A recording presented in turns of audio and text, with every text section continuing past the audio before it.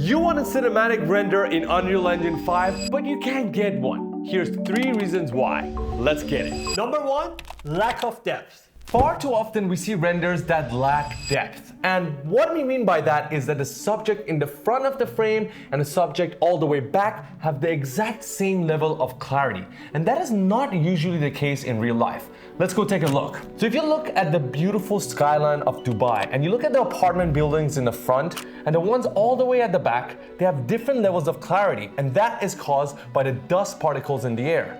If you notice, the light has to reflect off of these buildings, reach our eyes so that we can see these buildings. Now, of course, the further away they are, the longer distance the light has to travel and the more dust particles it has to go through to reach our eyes, which is why the further we look into the distance, the harder it is to see these buildings until a point that we can't even see anything. And the same thing applies to your renders. You have to make sure that you have depth in your scenes. Now, although the Spider-Man animation is not supposed to be photorealistic, but they did want to achieve realism in a way that it looks familiar to the eye because it is a planet with humans on it. And so if you look at the buildings far into the distance, you'll notice that they become less and less visible. So that means they did use the same depth technique to achieve a beautiful cinematic look. Now, many people will fix this using the volumetric fog tool in Unreal. It works great, but the downside here is that this is a distributed fog and it will affect our whole scene uniformly. So if you want to have manual control and achieve a truly unique look, then you should consider fog cards. Now, fog cards are essentially transparent planes with animated textures that you can change the color, texture, and shape of and then manually place them in your scene. These are cheap on resources and can enhance your scene drastically. William Foucher actually has a great video and an inexpensive plugin called Easy Fog. But if you're running on a tight skeleton budget, here's a little tip for you.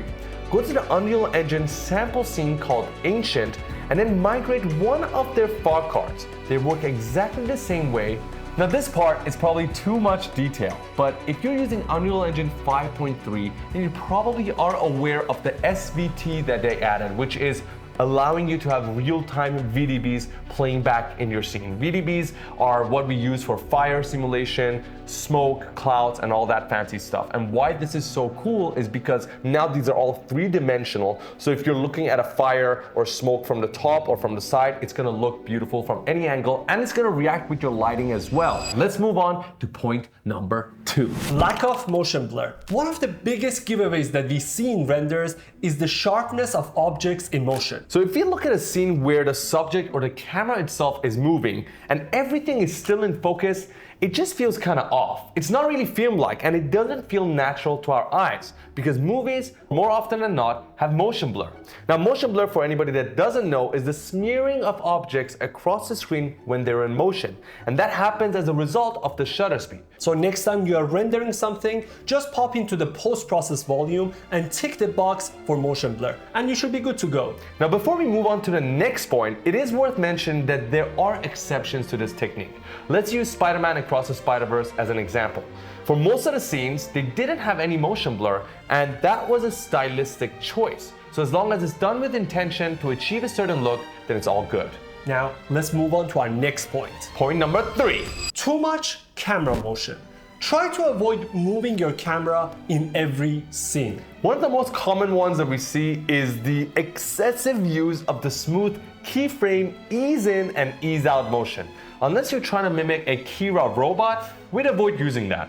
Now, if you're trying to achieve a cinematic look, which by definition means the look and aesthetics of a film, then you're trying to mimic a real-life camera. So you can keep the camera motion similar to real life too. Maybe do a slow dolly or a slow pan. I prefer to use the linear motion in my graph editor for my camera motion rather than an ease in, ease out. And if you pay close attention to the best and greatest movies of all time with the most beautiful shots, more often than not, they're actually still. I also remember reading a great cinematographer who said you must only move the camera with intention. The next time you're trying to plan out your shot, think about what emotion you're trying to evoke. What are you trying to show to the audience? And if you really must, then only move the camera. Sometimes you can add the camera shake when you want the scene to feel more alive. For example, in a car chase scene, you can add an intense camera shake to the camera to make the audience feel the speed of the car. But honestly, I would say our best tip to you, and one that could surprise you, is try to keep your camera as still as possible for the majority of your shots, and instead try to move the elements in your shot. And that brings us to our next point, which is our bonus point. Add dynamic elements. Try to add dynamic elements and let them tell the story. Unless you're creating a 3D render ad for Prime or Feastables, then you don't need to be moving your camera much. We're guilty of this too, by the way. We love to move our camera, and that happens because of one of two reasons. Number one, because we're in a 3D software after all, and the camera weighs 0 grams. We don't need 2 people and a heavy crane to move the camera. It's just 2 keyframes and done. And number two, well, because we were probably too lazy to animate anything and the scene feels too static, and we try to compensate for that by adding motion to the camera. So the next time, try keeping your camera static and instead add moving clouds in the sky or moving cloud shadows on the ground. How about some flying birds over the hills? Perhaps some steam and fog in the distance? Or maybe some falling leaves? Or what, it's a rainy day? Then we better have some water droplets falling on the windows. And by the way, most of the examples that we just mentioned can easily be done with an animated 2D texture on a plane or a few nodes in the material. All you have to do is search on YouTube. Now, these are all the tricks that are used by your favorite YouTubers too. We're talking about Ian Ubert and his moths, William Foucher and his fogs. You get the point.